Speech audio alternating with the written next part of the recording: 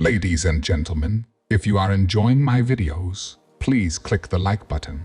It is the only way the YouTube algorithm really notices me. I would be very grateful to you. Warning, this unsolved case will mess with your mind. Read at your own risk. Scary story published by Scare Fiction. Chapter 1. The Blood-Curdling Ring. The insistent shriek of the phone tore Evelyn Wright from a dream shrouded in fog. Bolting upright in her desk chair, she fumbled for the receiver, heart hammering a frantic rhythm against her ribs. The clock displayed a mockery of the time in its harsh red glow. 2:13 am. Who on earth would call at this ungodly hour? With a growl that ruffled the meticulously organized papers on her desk, she slammed the receiver to her ear. "Dr. Wright," she rasped, her voice thick with sleep and a sliver of annoyance. "Doctor, thank God you picked up," a voice crackled through the receiver, laced with a tremor of barely controlled panic. "It's Sheriff Larson, Hollow Creek." The name sent a jolt through her. Hollow Creek was a blip on the map, a desolate mountain town nestled so deep in the Appalachians that cell service was a luxury, not a norm.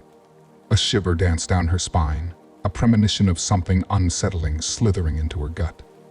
"Sheriff Larson? What's wrong?" Her voice sharpened with a jolt of professional concern, the annoyance evaporating instantly. A ragged sob escaped the phone, momentarily cutting off the sheriff's reply. Evelyn's breath hitched. Suicides weren't new to her line of work, but the raw emotion in the sheriff's voice hinted at something far more sinister. "We have a situation here, Doctor," he finally managed, his voice strained. "A bad one." "A young woman," while he stammered, another choked sob escaping the line. "She's dead, Doctor. Suicide by all appearances, but there's something off." Evelyn's mind raced. Images flickered behind her eyes. A desolate farmhouse. A scene bathed in an unnatural stillness. A chilling unanswered question that still haunted her dreams. Was she chasing ghosts again, projecting the demons of her past onto a situation that might be perfectly rational? What makes you think it's not a suicide?" she pressed, forcing the intrusive memories back into the recesses of her mind. "The scene, Doctor," Sheriff Larson continued, his voice low and heavy. "Staged, symbols all over the place, like some kind of twisted ritual.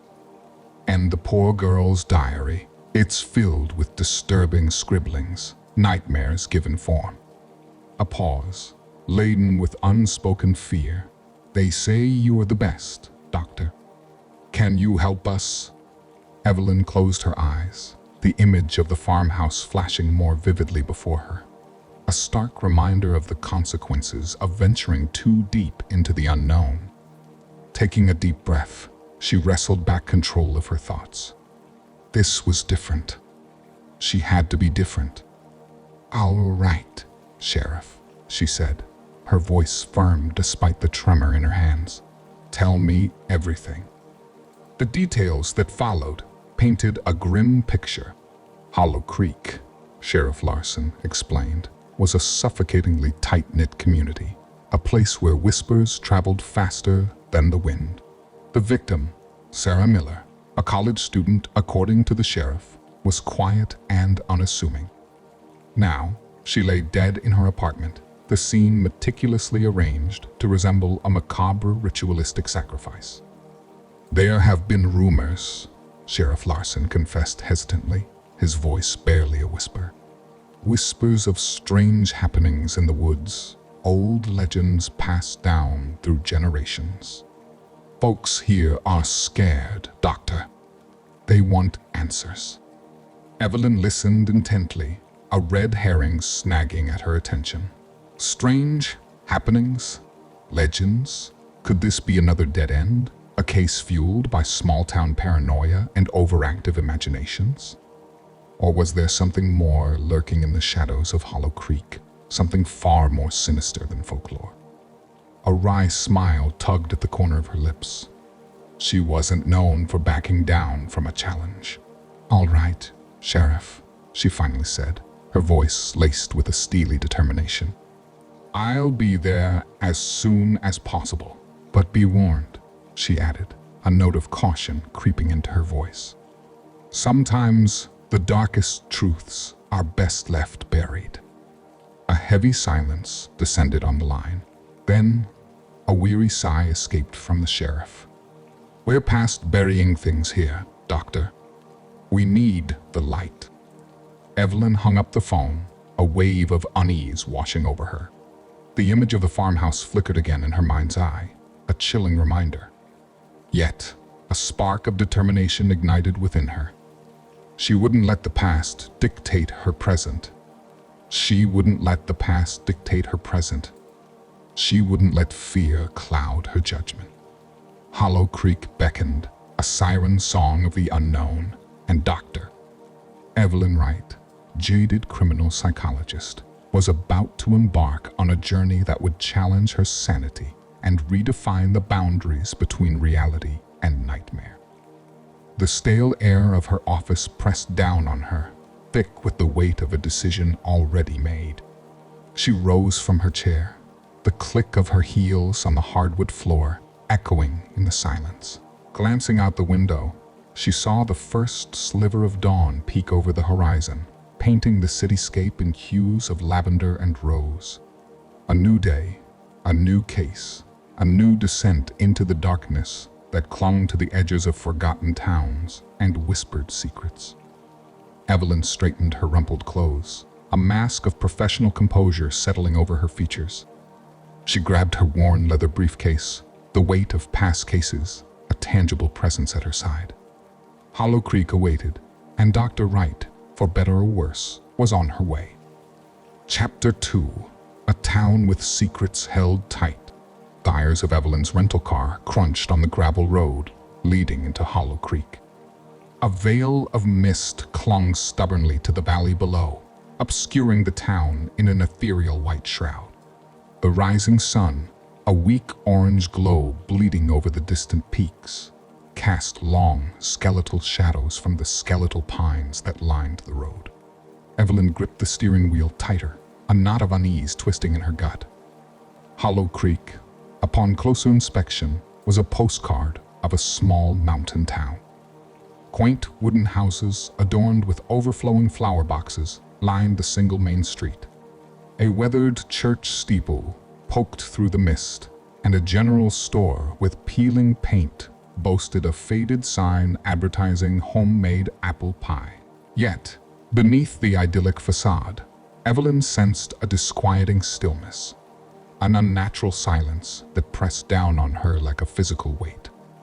Sheriff Tom Larson, a man built like a bear with a weathered face and eyes that held a lifetime of unspoken stories, awaited her at the entrance of the police station.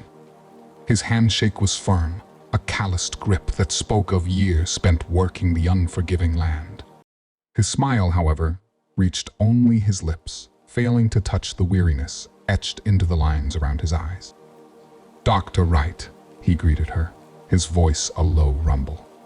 "Thanks for coming on such short notice. We could sure use your expertise with this mess." He led her to a small, cluttered office, the air thick with stale coffee and the musky scent of old paper. Photographs of smiling families and faded, wanted posters adorned the walls, a jarring contrast to the grim scene laid out before her on the desk. Polaroid pictures depicted Sarah Miller's apartment, overturned furniture. Cryptic symbols scrawled on the walls in a dark, viscous liquid, and a young woman lying still on the floor, her face pale and serene in the harsh flash. Evelyn studied the scene with a practiced eye.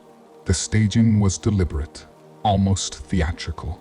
The symbols, unfamiliar yet unsettling, sent shivers down her spine.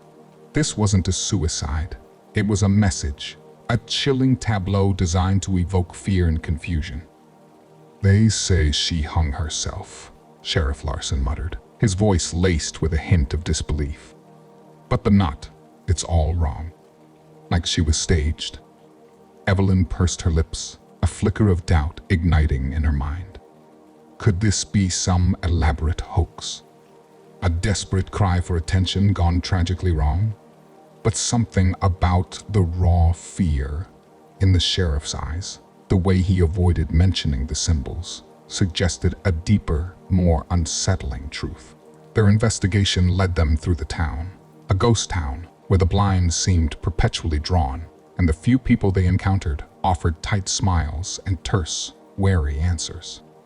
A middle-aged woman, with eyes as cold as the mountain streams, muttered a barely audible welcome before scurrying back inside. A group of teenagers huddled in a corner store, their laughter abruptly dying down when they spotted Evelyn and the sheriff. The facade of normalcy began to crack at the edges, revealing a simmering undercurrent of fear and distrust. Townsfolk seemed to know, or at least suspect, something about Sarah's death, but their lips remained sealed, a silent pact woven with secrets and fear. Later that day, venturing into the town's dusty historical society, Evelyn stumbled upon a faded leather-bound journal tucked away in a forgotten corner. Its yellowed pages were filled with cryptic scribblings and disturbing sketches that mirrored the symbols found at Sarah's apartment. A red herring, perhaps? Or a chilling confirmation of a darkness lurking beneath the surface of Hollow Creek? As dusk settled, casting long shadows across the town square, Evelyn found herself questioning her own judgment. Was she reading too much into things? Were the symbols merely a morbid artistic expression, and the townsfolk's unease a result of grief and a natural suspicion of outsiders? Just then, a low, chanting sound drifted through the air, a haunting melody that sent goosebumps erupting on her skin. Following the sound, she reached the edge of town, where a flickering fire cast grotesque shadows on the gnarled branches of the surrounding trees. A group of figures, cloaked in darkness, swayed in a hypnotic rhythm, their voices weaving a tapestry of unintelligible words. A scream tore from her throat, a primal reaction to the scene unfolding before her. But before she could investigate further, a hand clamped roughly over her mouth, stifling her cry. Sheriff Larson's voice, a low growl in her ear, urged her back. "Don't," he rasped. "Just don't." Evelyn stumbled back, her heart hammering a frantic rhythm against her ribs. The chanting ceased as abruptly as it began. The figures in the darkness seemed to vanish into thin air, leaving only the flickering fire and the chilling echo of their voices hanging heavy in the night. Sheriff Larson, his face a mask of conflicting emotions, steered her away from the scene. "Let's get you back to your hotel," he muttered, his voice strained. "We'll talk about this in the morning." Evelyn, shaken and confused, allowed him to lead her away. The image of the chanting figures and the unsettling symbols burned into her mind. Was she truly witnessing a dark ritual, or was the stress and isolation getting to her?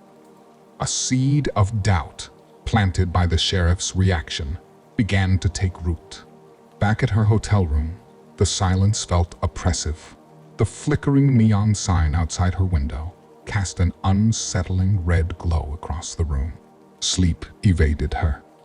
Every creak of the floorboards, every rustle of wind against the window sent a jolt of fear through her. Was Hollow Creek truly a town with secrets, or was she succumbing to the whispers of her own troubled past? The line between reality and perception began to blur, and Dr. Evelyn Wright, renowned criminal psychologist, found herself questioning not just the truth behind Sarah Miller's death, but her own sanity as well. Chapter 3: The Unraveling. The morning light filtering through the grimy window of Sarah Miller's apartment cast a harsh glare on the scene. Dust motes danced in the air, illuminated by the sunbeams, highlighting the disarray. Furniture lay overturned, like discarded toys, and a sickly sweet odor, faintly metallic, hung heavy in the air. Dr. Wright, her stomach churning with a mix of apprehension and morbid curiosity, knelt beside the lifeless form of Sarah Miller. The young woman's face was placid, devoid of the expected anguish one might associate with suicide. A single dried tear clung to a pale cheek. Evelyn's gaze drifted to the symbols scrawled on the wall, swirling lines and arcane shapes that seemed to writhe and pulsate in the weak light. An unsettling feeling, a prickling sensation at the base of her skull, snaked its way up her spine.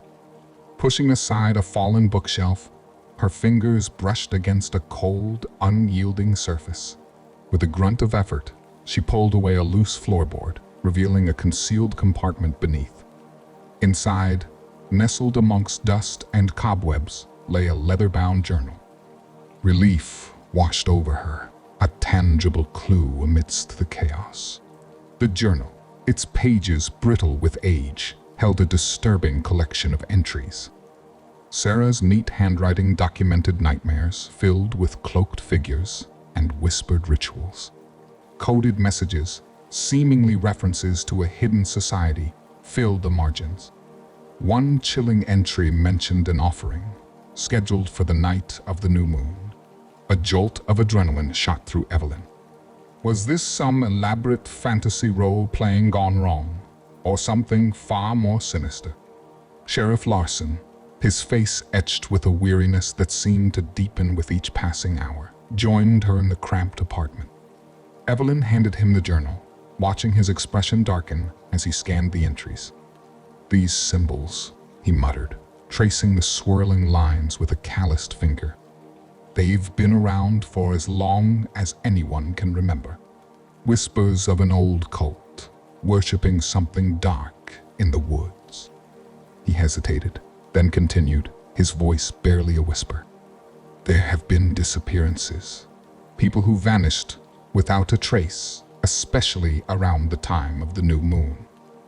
Evelyn felt a cold dread creep into her chest. Sheriff Larson's words were a red herring, a confirmation of the unsettling feeling that had been gnawing at her since her arrival. Was the cult real? Were the disappearances connected to Sarah's death? Or was the sheriff, burdened by the weight of unsolved cases, succumbing to the town's folklore? Later that day, venturing into the town library, a dusty haven of forgotten knowledge, Evelyn scoured historical records. Buried deep within a crumbling newspaper archive, she unearthed a faded article, a chilling account of a family's disappearance from Hollow Creek decades ago, a disappearance coinciding with a new moon. A surge of unease washed over her. The sheriff's words, dismissed earlier as mere superstition, now held a chilling weight. As the oppressive darkness of the mountain night descended upon Hollow Creek, was she reading too much into things? The flickering gaslights cast long, grotesque shadows on the peeling facades of the buildings, and the wind, howling through the pines, sounded like mournful cries.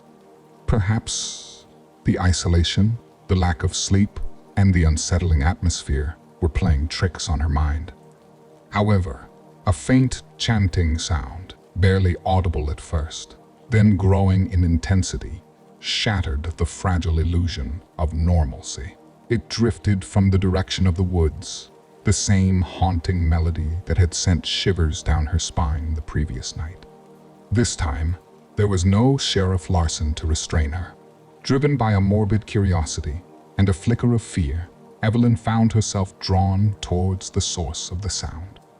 The forest floor, damp and spongy underfoot, swallowed the meager light filtering through the dense canopy of trees. The chanting grew louder, punctuated by the rhythmic beating of drums. Evelyn pushed through the undergrowth, her heart pounding a frantic tattoo against her ribs. Then, she stumbled upon a clearing bathed in an eerie, flickering light. A sight unfolded before her that defied logic and plunged her back into the heart of her worst nightmares.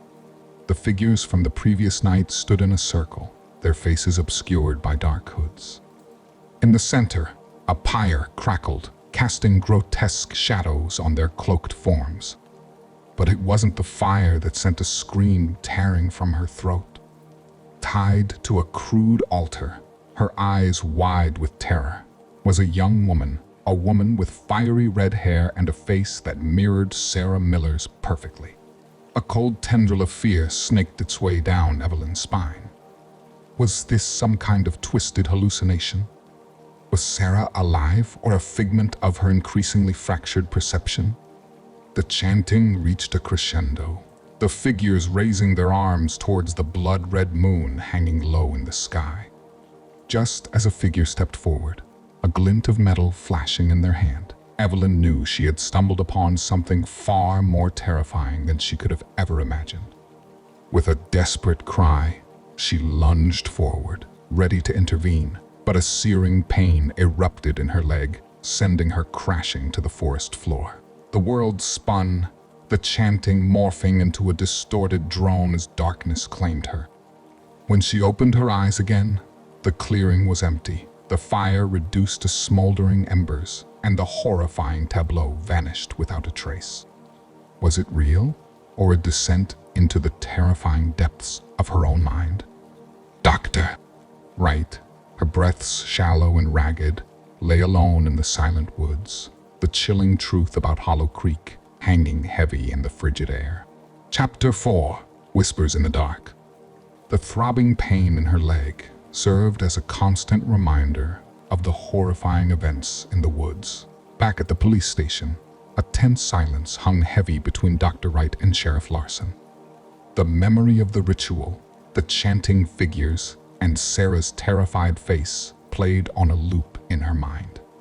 Was it real, or a symptom of the exhaustion and stress gnawing at her sanity? "We need to talk to Sarah's friends."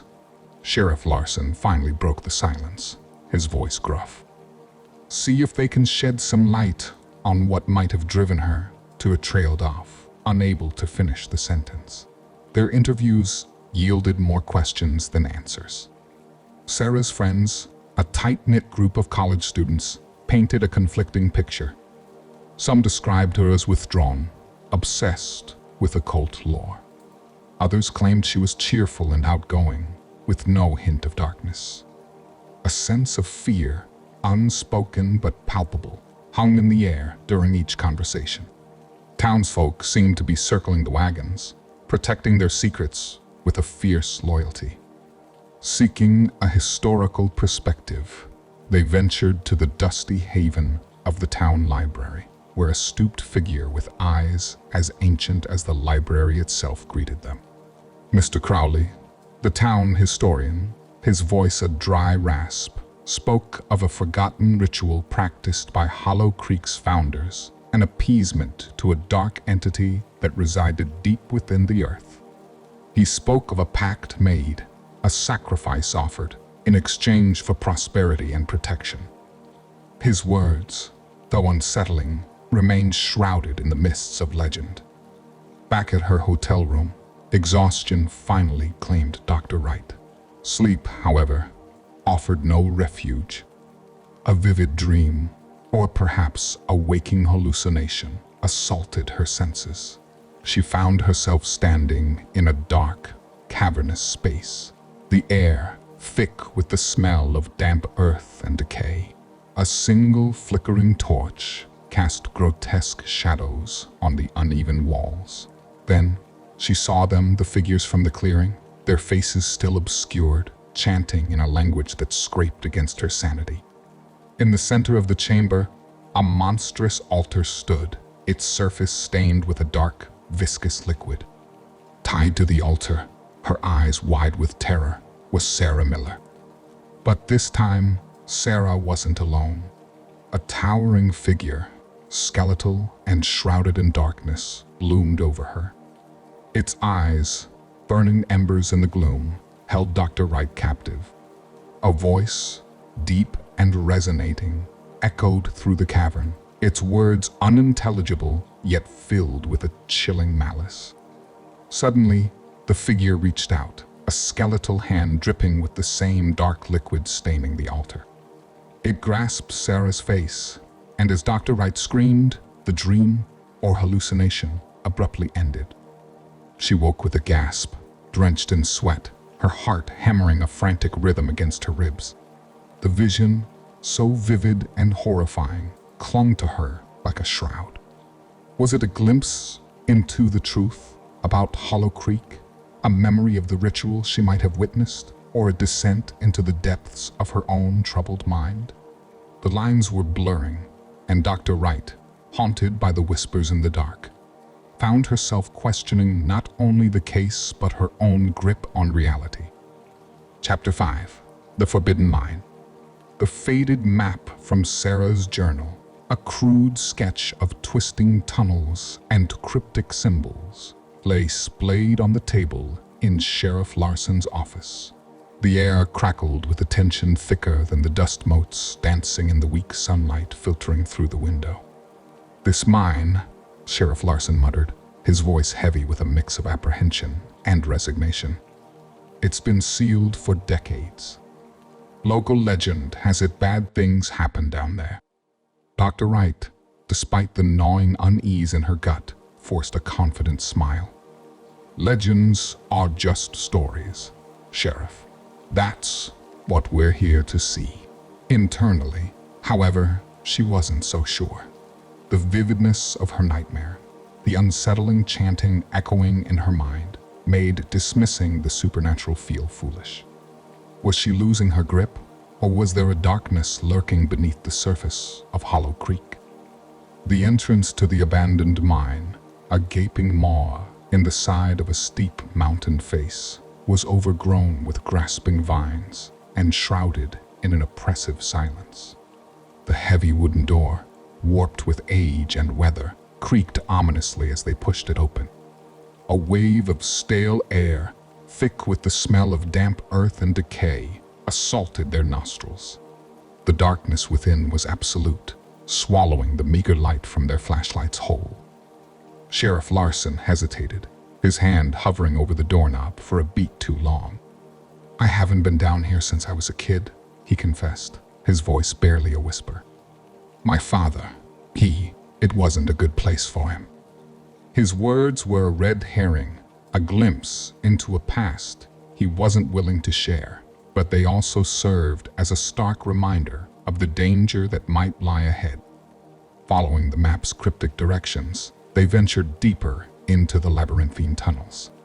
The oppressive darkness pressed in on them, punctuated only by the rhythmic drip-drip of water and the unsettling crunch of loose rock beneath their boots. Claustrophobia gnawed at Dr. Wright's sanity. Every flicker of the flashlight seemed to reveal fleeting shadows that danced just out of sight, fueling a sense of paranoia she couldn't quite shake. The walls, slick with moisture, bore a chilling testament to the mine's history.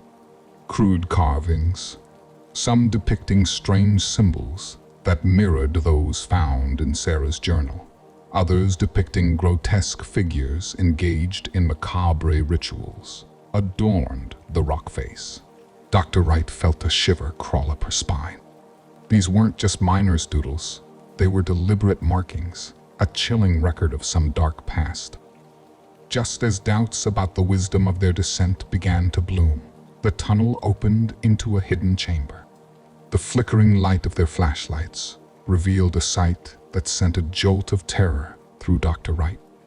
A circular stone platform dominated the center of the chamber, its surface etched with the same symbols found throughout the mine. In the center of the platform, a deep, jagged hole gaped like a hungry maw, its inky blackness hinting at an unknown abyss below. Sheriff Larson, his face pale as moonlight, stumbled back against the wall. This where it happened," he croaked, his voice thick with a repressed terror. "This is where he trailed off, unable to finish the sentence, his eyes locked on the dark chasm in the center of the chamber. Dr. Wright felt a cold dread grip her heart. The evidence was undeniable, a hidden chamber, macabre symbols, and the sheriff's raw fear. This mine was more than just a forgotten excavation site. It was a place of darkness, a conduit to something sinister that lurked beneath the surface of Hollow Creek. The air grew thick, heavy with the weight of unseen eyes. A guttural growl, faint but unmistakable, echoed from the depths of the pit. They weren't alone. With a newfound urgency, they scrambled back from the chamber, the chilling reality of their situation sinking in. They had stumbled upon something ancient, something malevolent, and the deeper they dug, the more it seemed to claw its way back. Chapter 6. The Dark Legacy. The air hung heavy with a palpable dread as Dr. Wright and Sheriff Larson retraced their steps back into the hidden chamber. Their flashlights sliced through the darkness, revealing a sight that sent a fresh wave of nausea churning in Dr. Wright's stomach. A sprawling mural adorned the far wall, its vibrant colors, a stark contrast to the oppressive darkness, depicting a horrifying scene. Grotesque figures, their faces contorted in masks of bloodthirsty fervor, surrounded an altar upon which a bound figure lay prone. Blood flowed freely, staining the crudely drawn stone floor of the mural. The symbols, ubiquitous throughout the mine, were woven into the scene, pulsing with an unsettling energy. As their eyes adjusted to the macabre artwork, another detail caught Dr. Wright's attention. A hidden passageway, barely concealed by a tapestry of cobwebs, lay nestled beneath the mural. With a shared look of apprehension, they pushed aside the dusty curtain, revealing a narrow tunnel leading deeper into the mountain's heart. The passage was a tight squeeze, forcing them to navigate on their hands and knees. The air grew thick and stale, and the oppressive weight of the mountain seemed to press down on them. After what felt like an eternity, the tunnel opened into a cavern, a hidden sanctum untouched by time. Dusty chest, stacked shoulder, high-lined the walls. Ancient scrolls lay scattered on the floor, their brittle edges threatening to crumble at the slightest touch. A stone table in the center of the chamber held a collection of tarnished artifacts, bronze daggers etched with arcane symbols, ceremonial masks with vacant eyes, and a chalice fashioned from a human skull. Dr. Wright's heart hammered a frantic rhythm against her ribs. This was a treasure trove of a dark past, the hidden lair of the secret society mentioned in Sarah's journal. Days turned into a feverish blur of research and translation. With the help of a local historian, they deciphered the cryptic texts, their contents chilling them to the bone. The society, known as the Keepers of the Hollow, worshipped an ancient entity, a slumbering, malevolent force trapped within the earth. Their rituals, depicted in gruesome detail on the scrolls, were offerings to appease this entity, a blood sacrifice to maintain its imprisonment. A chilling realization dawned on Dr. Wright. Sarah wasn't a suicide victim. She was the latest sacrifice. But a disquieting detail sent a tremor of doubt through her growing certainty. The texts mentioned a specific bloodline, a lineage chosen to serve as guardians against the entity's awakening. The final line, scrawled in a different, more frantic hand, sent a jolt of terror through her. The bloodline has failed. The entity awakens. Beware the eyes of the red-haired one. A red herring, a final twist to blur the lines of reality. Dr. Wright glanced at Sheriff Larson, his face pale and drawn. His red hair, once a vibrant auburn, was now streaked with gray, but the shade it matched the fiery hair color of the woman tied to the altar in her nightmare. The revelation crashed down on her like a tidal wave. The sheriff wasn't just protecting the town's secrets. He was a descendant of the bloodline, the one who had failed in his duty. And as Dr. Wright stared into his haunted eyes, she saw a flicker of something else, something primal and terrifying, a reflection of the entity slumbering beneath their feet. The line between keeper and captive, it seemed, had been tragically blurred. Chapter 7. The Unmasking. The weight of the journal in Dr. Wright's hands felt heavier than its worn leather cover. Each turn of the brittle pages was a descent deeper into Sarah Miller's final days, a chilling chronicle of fear and paranoia. Deciphering Sarah's frantic scribblings, Dr. Wright felt a cold dread seep into her bones. Sarah had stumbled upon the truth about the Keepers of the Hollow, piecing together the fragments of the town's dark past. Her journal documented her attempts to expose the society, whispers of rituals and sacrifices hidden beneath the surface of Hollow Creek. The entries grew increasingly erratic, punctuated by frantic sketches of symbols and fleeting glimpses of hooded figures lurking at the edges of her vision. A recurring name sent a jolt through Dr. Wright, Mr. Crowley, the seemingly harmless town historian. Sarah highlighted his name in bold letters, accompanied by a frantic note, "He knows." "He's one of them." Dr. Wright glanced at Sheriff Larson, who sat across from her, his face etched with a mixture of disbelief and dawning horror. Mr. Crowley, the respected pillar of the community, a keeper of the town's secrets in more ways than one? It seemed impossible, a red herring thrown in to test their sanity. "It can't be him," Sheriff Larson finally choked out, his voice shaking. "Mr. Crowley, he couldn't. But the evidence in Sarah's journal, coupled with the sheriff's own lineage, revealed in the hidden chamber, painted a grim picture. The line between respected citizen and devoted cultist had blurred beyond recognition in Hollow Creek. Dr. Wright felt a knot of apprehension twist in her gut. Confronting Mr. Crowley was a gamble, a chance to expose the truth and potentially face the wrath of the entire town, a town sworn to secrecy. However, inaction wasn't an option. Sarah's death demanded justice, and the entity slumbering beneath the earth, awakened by the sheriff's failure, posed a horrifying threat. "We have to confront him, Sheriff," Dr. Wright said, her voice firm despite the tremor running through her. "He might hold the key to stopping this, whatever it is, before it's too late." A heavy silence descended upon the room. Sheriff Larson stared out the window, his face a mask of conflicting emotions. Finally, he met her gaze, his eyes filled with a steely resolve. "All right, Dr. Wright. Let's go see Mr. Crowley." They set out for Mr. Crowley's house, a Victorian mansion that loomed imposingly over the quiet street. The weight of their purpose, the knowledge they carried, hung heavy in the air. With each step closer, a sense of foreboding gnawed at Dr. Wright. Would Mr. Crowley be a willing accomplice or a guardian of a terrifying secret? As they approached the porch, a low chanting sound, barely audible at first, then growing louder, drifted from within the house. Dr. Wright's blood ran cold. Mr. Crowley wasn't alone. They were about to step into a den of darkness, and the line between uncovering the truth and succumbing to the town's horrifying legacy had never been thinner. Chapter 8: Confrontation and Betrayal.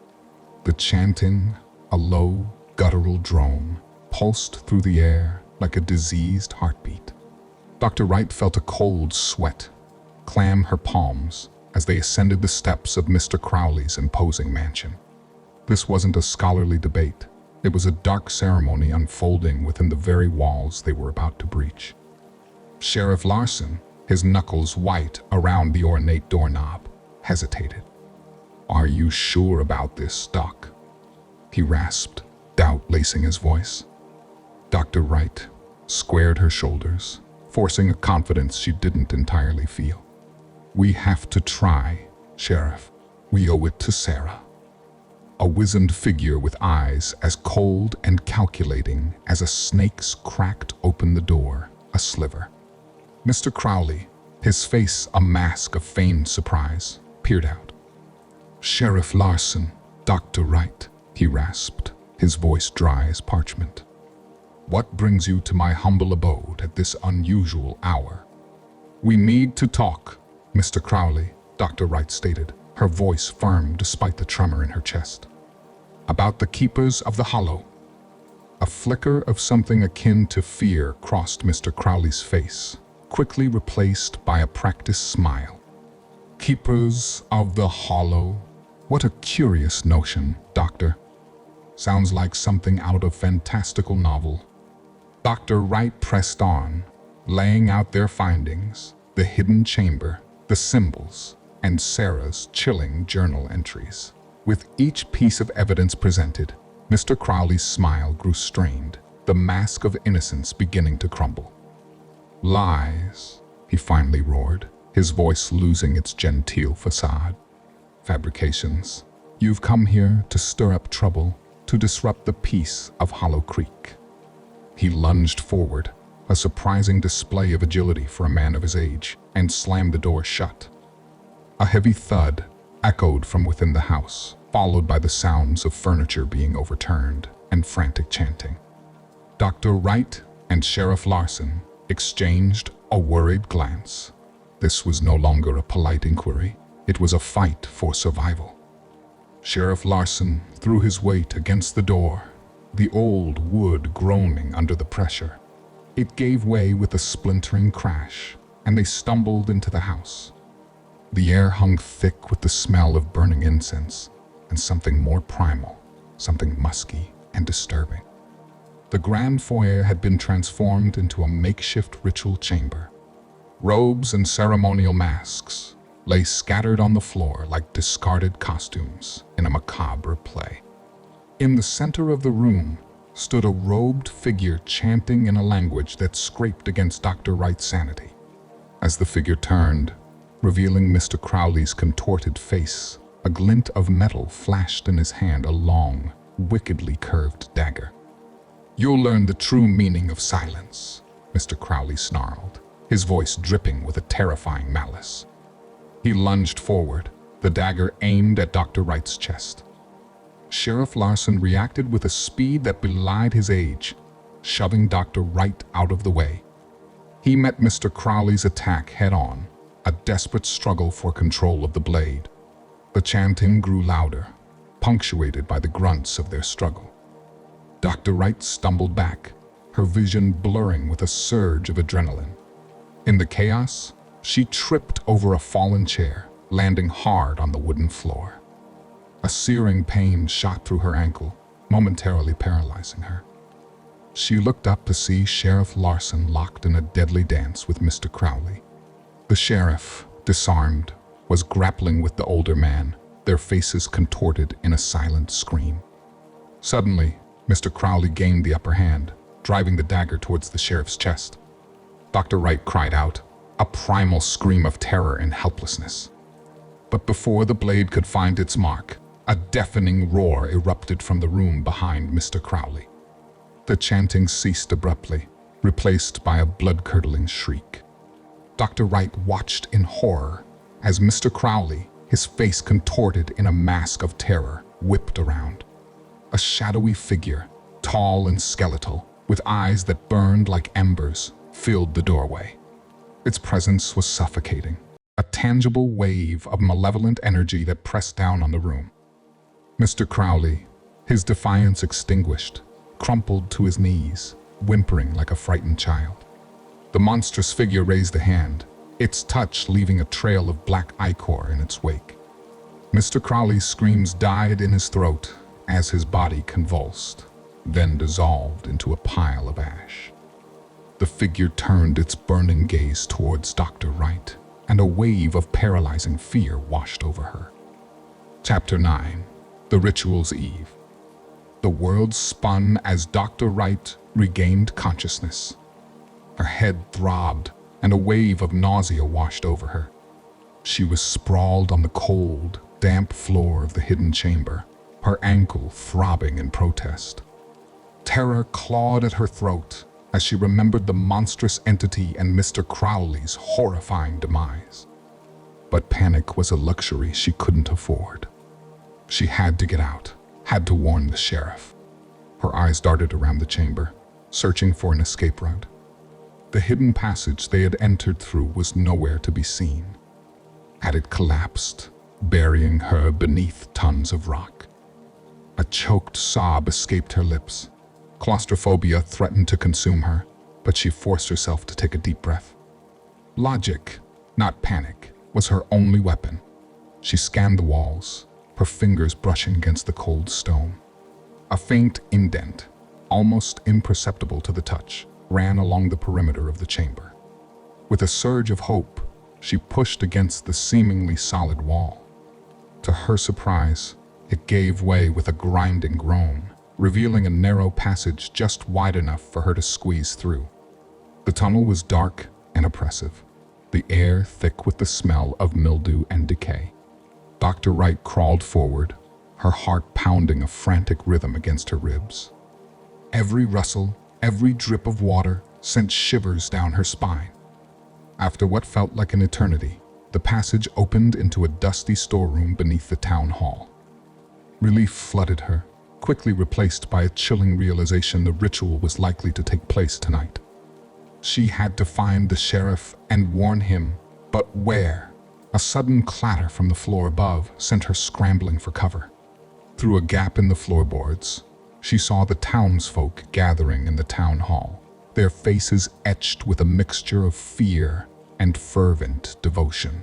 They were preparing for the sacrifice. Dr. Wright fumbled for Sarah's journal in her pocket, a beacon of hope in the encroaching darkness. With trembling fingers, she flipped through the pages, searching for any clue about the ritual's final act. A frantic scribble on the last page caught her eye. Blood moon sacrifice, chosen one red hair. The words swam before her eyes, but their meaning was clear. They were planning to sacrifice someone with red hair, most likely a young woman to appease the entity tonight, under the glow of the blood moon. Panic clawed at her throat. She had to find the sheriff, and they had to act fast. But the townsfolk, once friendly and welcoming, now seemed like a menacing mob, their blind obedience to the keepers chilling her to the bone. Formulating a plan in the dimly lit storeroom, Dr. Wright knew brute force wouldn't work. They needed a distraction, a way to get close enough to stop the ritual before it was too late. A daring plan, fueled by desperation and a glimmer of hope, began to take shape in her mind. It was a gamble, a chance they might not survive, but it was their only shot at stopping the darkness from consuming Hollow Creek. With a deep breath, Dr. Wright emerged from her hiding place, ready to face the nightmarish reality she had unwittingly become a part of. Chapter 10, Descent into Madness, continued. Dr. Wright stumbled into the torchlit chamber, her injured ankle protesting with each step. The air hung heavy with the cloying scent of incense and the guttural chanting of the townsfolk gathered outside. In the center of the chamber stood a lone figure, cloaked in crimson robes, their face obscured by a grotesque mask depicting a snarling beast. This, then, was the leader, the true face behind the facade of Hollow Creek's peace. As Dr. Wright approached, the figure slowly turned, revealing a pair of eyes that glowed with an unnatural orange light. A tremor ran down her spine, a primal fear that transcended logic. "You shouldn't be here," the leader rasped, their voice a distorted echo that seemed to emanate from within the mask. "We need to talk," Dr. Wright forced herself to say, her voice hoarse. "This entity you worship, it's not a god, it's a monster." The leader threw back their head and let out a chilling laugh that echoed through the chamber. "Monster, it is our protector. This land is harsh, unforgiving. The entity demands offerings, yes, but in return, it grants us prosperity, keeps the wolves at bay, ensures our survival." Dr. Wright felt a surge of anger battling the fear gnawing at her. Survival based on lies and bloodshed? How many innocent lives have you sacrificed for this bargain? The leader remained silent, the glowing eyes boring into Dr. Wright. Just then, The chamber doors burst open, and Sheriff Larson stumbled in, his face bruised and bloody. "There you are, Doc," he rasped, clutching his side. "I found something down in the mine's proof of their past crimes, a whole graveyard of sacrifices." The leader recoiled, a flicker of fear momentarily replacing the cold indifference in their glowing eyes. But it was quickly replaced by a chilling fury. "Lies," the leader boomed, their voice echoing with power. "These foolish accusations. They are outsiders, here to disrupt our way of life. Seize them." Before Dr. Wright could react, a wave of townsfolk surged into the chamber, their faces contorted in a terrifying mix of fear and fanaticism. The once friendly shopkeepers, the kind librarian, even the young boy who had brought her fresh bread every morning, they were all transformed, eyes glazed with a blind devotion, hands reaching out to grab them. Panic clawed Dr. Wright's throat.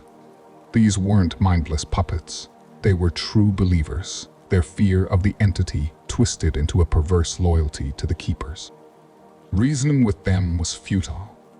They needed a way out, a distraction. Her eyes darted around the chamber, searching for anything that could give them an edge. Suddenly, she spotted a toppled brazier, its coals scattered across the floor. An idea, desperate but potentially their only hope, sparked in her mind. With a surge of adrenaline, she lunged for a ceremonial dagger lying on a nearby table. Townsfolk hesitated, momentarily surprised by her boldness. "This is madness," Dr. Wright shouted, her voice ringing through the chamber. "You're sacrificing your own children to appease a monster in the dark. Don't you see what they've done to you?" With a cry, she plunged the dagger into the overturned brazier, sending sparks flying into the air. The townsfolk recoiled in shock as flames erupted, casting dancing shadows on the stone walls. The distraction worked momentarily, giving them a window of opportunity. Sheriff Larson grabbed her arm, pulling her toward a hidden passage she hadn't noticed before. "This way, Doc," he rasped, his voice laced with urgency. As they plunged into the darkness of the passage, the chanting outside grew louder, filled with a new edge of fury. They had awoken a dangerous beast, not just the monstrous entity, but the blind devotion of the townsfolk themselves. Dr. Wright knew their escape was only temporary. The fight for Hollow Creek and for their own survival had just begun. Chapter 11, A Fight for Survival. The narrow passage twisted and turned, a dark serpent swallowing them whole. Dr. Wright stumbled forward, adrenaline masking the throbbing pain in her ankle. The chanting of the townsfolk echoed from behind, a maddening chorus fueled by fear and fanaticism. They emerged into a cavernous chamber, its immensity hidden by the flickering light of their flashlights. A monstrous altar, carved from obsidian and slick with fresh blood, dominated the center of the space. A young woman, her red hair a stark contrast against the dark stone, was bound and gagged upon the altar. Panic twisted Dr. Wright's gut.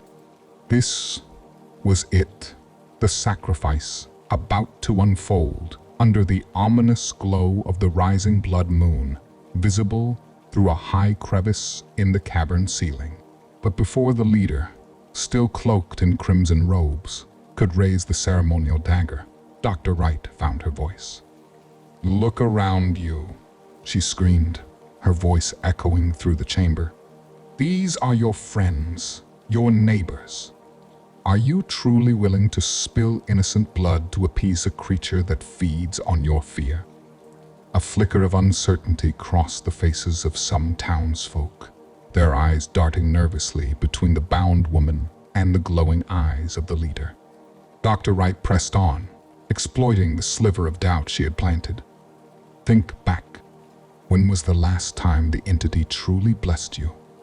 Was it after the sacrifice of young Thomas, whose family now struggles to survive? Or was it after poor Mary disappeared, leaving her children orphaned? A murmur of discontent rippled through the crowd. Sheriff Larson, battered but resolute, stepped forward, his voice booming with a semblance of his former authority. "This is madness. Don't you recognize the lies they've fed you? They've kept you in fear to maintain their control." The leader, their voice laced with a desperate edge, shrieked, "Silence them. They are outsiders, agents of chaos, sent to destroy our way of life." The mob surged forward, the fear in their eyes momentarily replaced by a renewed wave of fanaticism. A desperate struggle ensued.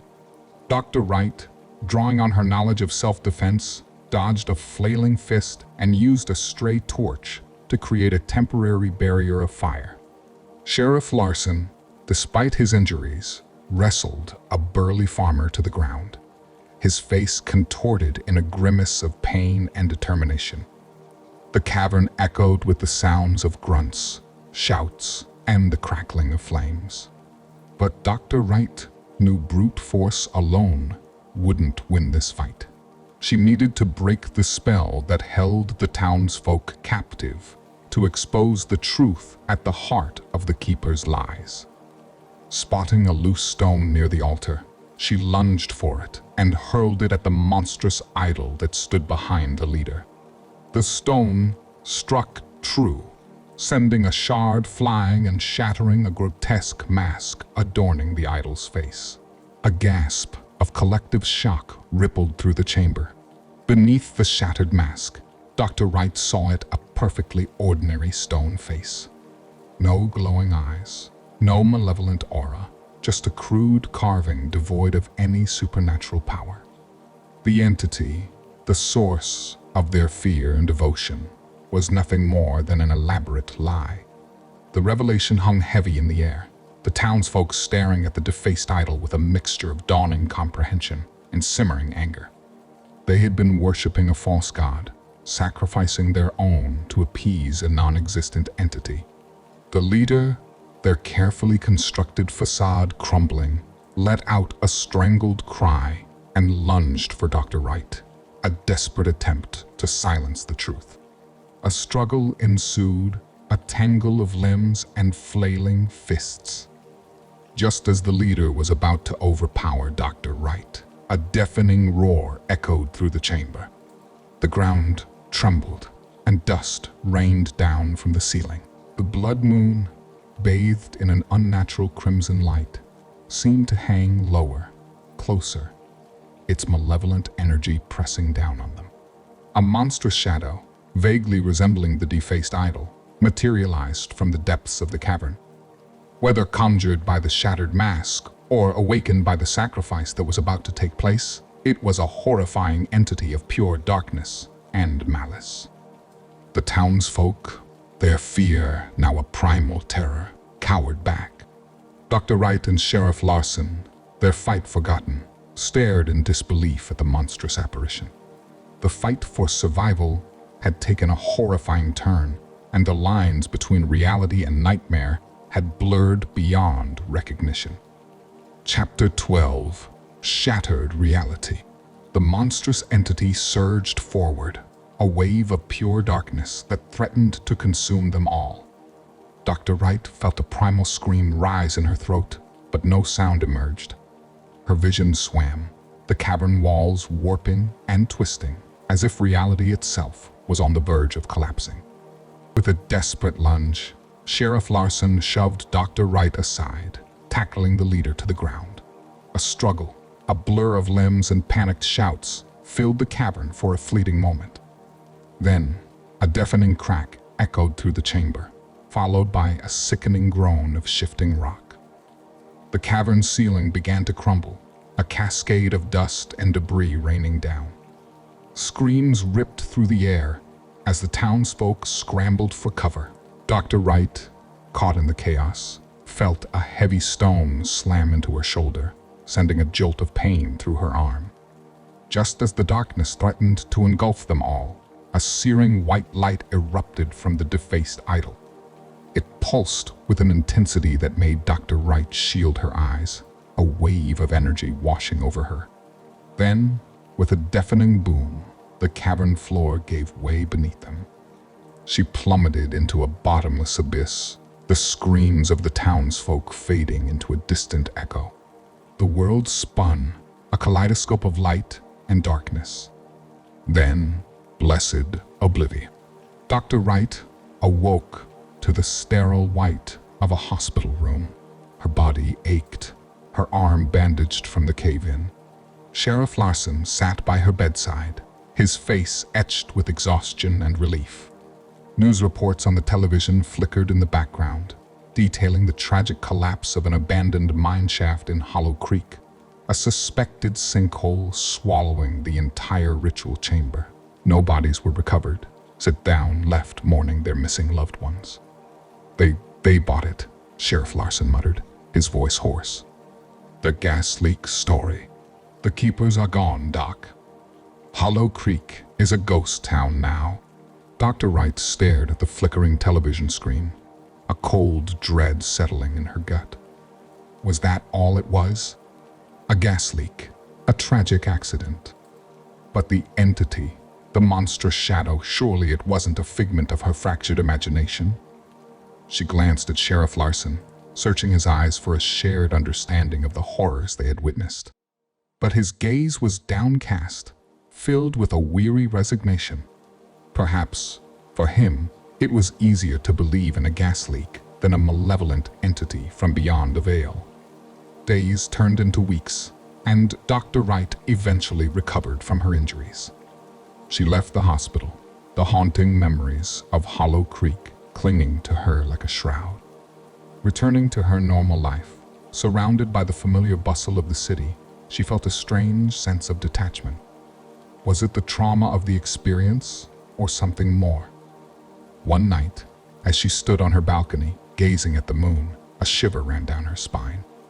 A sliver of red, barely perceptible, peeked through the clouds. A blood moon. For a fleeting moment, she could almost swear she saw a flicker of movement in the inky blackness beyond the moon's glow. Dr. Wright closed her eyes, taking a deep breath. Perhaps it was just fatigue, a trick of the light. Or maybe, just maybe, the unseen forces she had glimpsed in Hollow Creek were out there, lurking in the shadows, waiting for their next opportunity. The line between reality and nightmare remained blurred, a chilling uncertainty that would forever haunt her. But there was a sliver of solace, too. Courage she had found in the face of darkness, the strength she had drawn upon to fight, that would stay with her. And as she turned away from the unsettling night sky, a single tear rolled down her cheek, a bittersweet reminder of the ordeal she had survived, and the chilling truth she could never fully escape.